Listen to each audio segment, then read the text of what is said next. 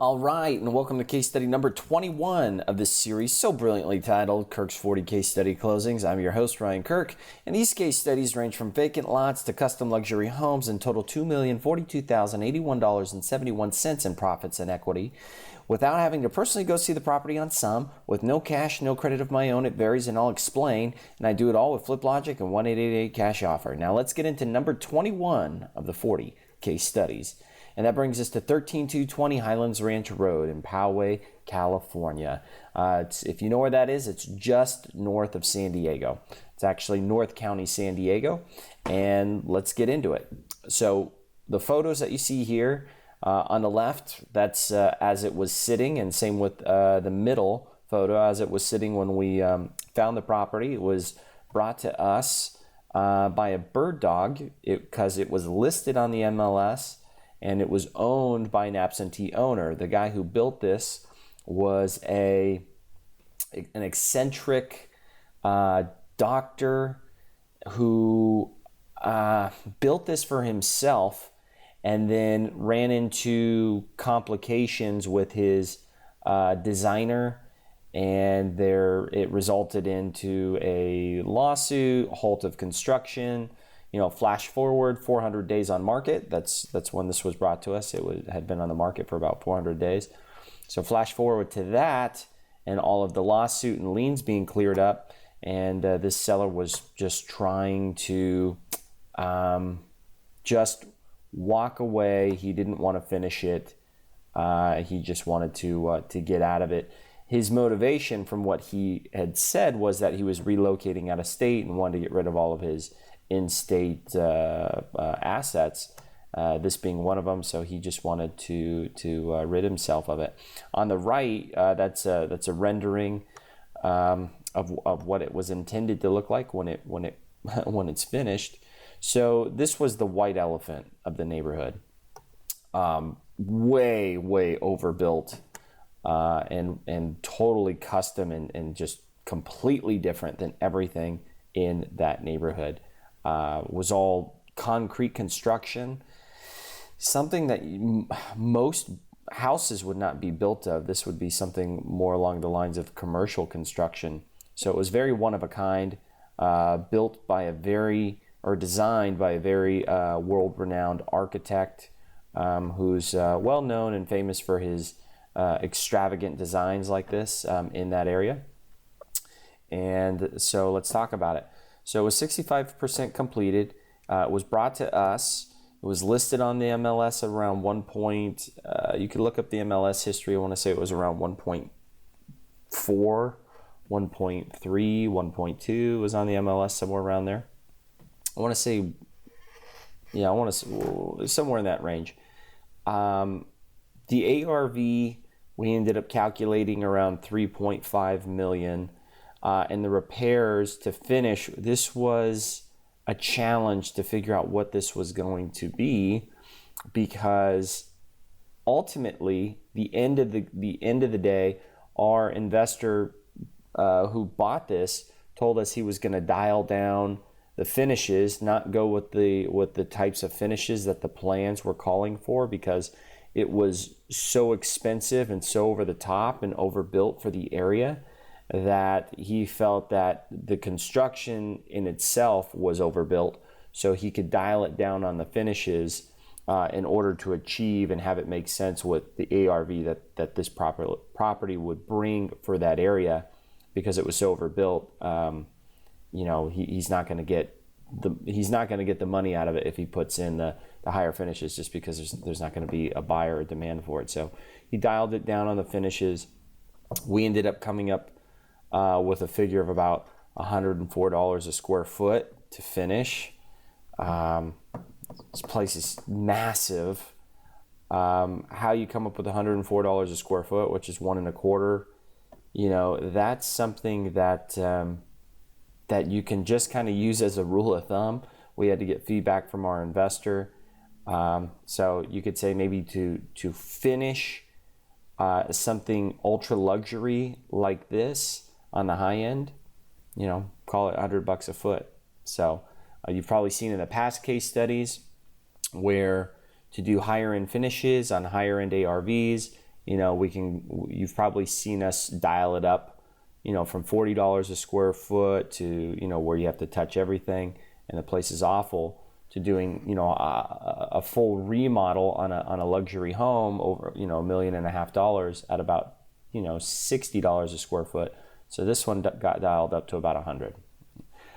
The way that we figured that out was after we were already in contract and were in our due diligence period, because our investor who had gone through there gave us all that feedback, and believe it or not, we were way overpriced as far as what our offer was at. We were, I think we were around $1.1 million, and we were looking to get about $1.2 million for it, roughly. So $1.1 million, I mean, we ended up, our purchase price, you'll see, we ended up at $700,000. That's a huge price difference from where we were at. Ultimately, and I'll tell you how that went, but ultimately, initially we got into contract by, law of reciprocity. Hey, if we pay out cash, pay out the closing costs, close in 21 days, what's the best price you could do? We had got it to around 1.1. It was, as I said, on the market, it was somewhere between, high 1.2s to 1.4. So we anticipated we could move it around 1.2, maybe in some change, and I believe we had it in the 1.1 range. And once we had did our walkthrough with our investors, and our investor came from a marketing blast. Our investors also come from comps. We'll look at the surrounding comps, who did the flips on those, and then also from our instant buyer search. We can use keywords and the area to pull a list of investors in that area that we can then send the deal out to. So this was an existing investor on our list, and so when he said that the most he could pay was about $750, we had to go back to the seller and we had to let him know that, hey, we're going to have to either first of all, we're ready to remove all contingencies and close on time. So that's first. But second, we can't do it at the price we agreed upon. We can't even do it anywhere close to the price we agreed upon. We're going to have to be somewhere around $700,000 in order to make it work. And if we can agree upon that, then we can move forward. So that was a huge price drop that required us going back and forth with the seller, talking. He believed you could get $5 million for it, and it's like, well, if this property was in a higher ARV type neighborhood and area, then you could get that. Like, for instance, like La Jolla.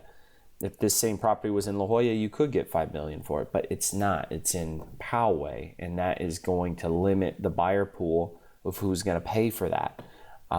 So $5 million in La Jolla, yes. In Poway, it's $3.5 million. It's just overbuilt for the area. That's the reality, Mr. Seller. So this was the conversation we had to have. So we said, let's just do the math and let's work it backwards, which you can do when you've got your pro forma, your profit analysis worked up and generated. You can now work it backwards, like what we had to do, which was say, all right, let's just be real here. This thing's not going to get 5. It's going to get 3.5 when it's finished. It's going to cost probably about $1.25 million to finish it, and that's dialing it down using lower end finishes because it's already overbuilt for the area. And then third, we have to generate an ROI that is going to be worth the headache for finishing this project. Because believe me, when we had checked with the city on, where is the property currently as far as permits go, as far as where the permits stand, to what's it going to take to get it started, to get it to the finish line, to finish, what department does it have to go through next, what inspection has to be, or inspection and inspector has to come out next, etc. This thing had been sitting vacant for 24 months. So what codes have changed, maybe what's out of code. There were a lot of red flags and headaches that were going to come with this. And so we had to let him know that, that had to be priced in as well. So because of all that, we were going to have to be at 700. But the good news is it's done. You know, you don't have to worry about this anymore. One really smart thing that we did on this was we looked at the plans, we called the designer on the plans, and we had called the engineer on the plans. The seller was still on good terms with the engineer. You know, obviously he had gotten into that lawsuit with the designer architect on it, and who was also a consultant helping run the project. And so that's what kind of put the grinding halt on the whole project. So he swore up and down that he would never, that nobody should ever do business with this guy. You know, he's the scum of the earth, etc. So obviously he's the designer on the plans. So we had to call him, we had to call the engineer, and we need to get them both there on site with our investor, who's also, you know, he brought his building team or his general contractor, because all three of them, this is such a massive project. It was very important that the investor, the cash buyer, and his contractor could walk through this house with the engineer and the designer, so they could all collaborate and see where everything needed to be and come up with an estimated cost to finish. So we knew we did something very smart by doing that when they all showed up on site that day, that the engineer had said this was the only time that he had ever been called out on site to meet with everybody. So that was, you when looking back and when you hear that, I'm sure you're thinking, that's common sense, right? These are the people who are bringing the project to completion. They know it very intently. They know it like the back of their hand. So who else would you want to have there, and who else would you want to have finish it?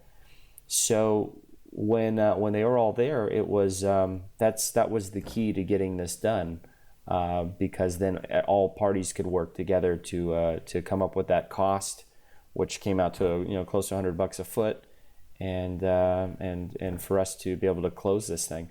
So we had also used that as leverage with the seller. We let him know that, hey, you know, we had the engineer out there, we had the designer out there, we had the contractor out there. Nobody else has ever had all these parties together on site to really come up with the real answers to get this completed. And that's why you've been sitting on market for 400 days and this hasn't moved. And why the price is so low is because that's just what makes sense from an ROI standpoint. It just doesn't make sense any other way. And when you backed out the ROI, I think it came out to about, I want to say 20% at the $750,000 mark. So that's pretty fair for a heavy headache of a project and risky of a project as this is. So ultimately, the seller agreed. Very reluctantly, but he agreed. He signed off on the $700,000. We closed, and then our profit, which was $50,000, that went on the buyer's side of the settlement statement as an assignment fee, because we put it under contract, assigned it to our cash buyer investor, and then he closed on it with cash and private money or hard money, and that's how that deal went. So I hope that this was a very informative case study. I mean, most people would look at this, and I believe most people did, most investors in the market, they tried to do it. They turned and ran. They didn't contact the right people. But bottom line, you gotta make your best estimate. I hope the big takeaway from this, with this project or with any property, is that you've got to make your best pro forma, your best estimate, right? It's not going to be perfect. Obviously, we were a couple $100,000 off.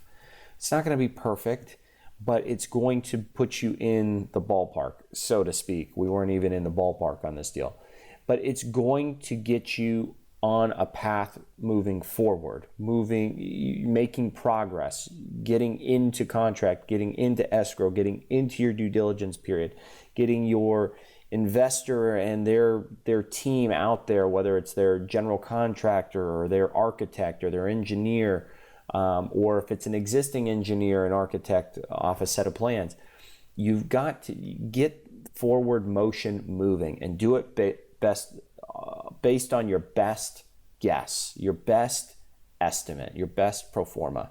Put in the offer, move forward, get the due diligence going, and then if the numbers are off, if the due diligence is off, then you make your adjustment. You change your approach, right? Which is what we did, which is you just make sure that you get into a position where your investor is ready to proceed with a non-contingent deposit, right? And close on a specific date.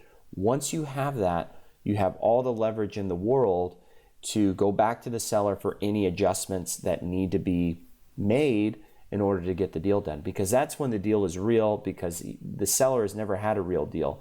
Maybe he has other offers that are coming in, other buyers or parties that he's speaking with. Almost every seller is, even in this case, he was too.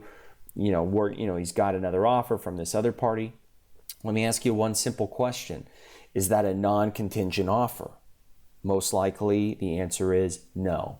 Have they done all of their due diligence? I'm guessing they haven't, because they're not non-contingent, are they? Well, guess what? We've already spent the time. We've already spent the expense. We've already gone through everything. We're non-contingent, no contingencies, 1,000% ready to move forward. We're your buyer, ready to close.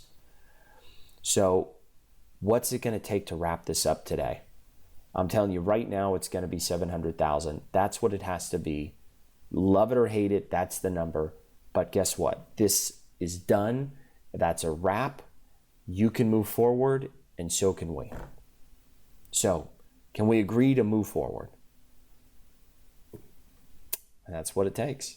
So, big or small, vacant land or luxury home, the strategy, the process, it's all the same. All right. I hope that was helpful for you. This gets me excited. I love that I'm able to bring this and share it with you. So I appreciate you being here. And of course, as always, statistically, only 10% of YouTube videos are watched until the end. So if you're in that 10%, you're a hustler, persistent, determined to succeed, and I wish you much success. Thanks for watching. I look forward to working with you.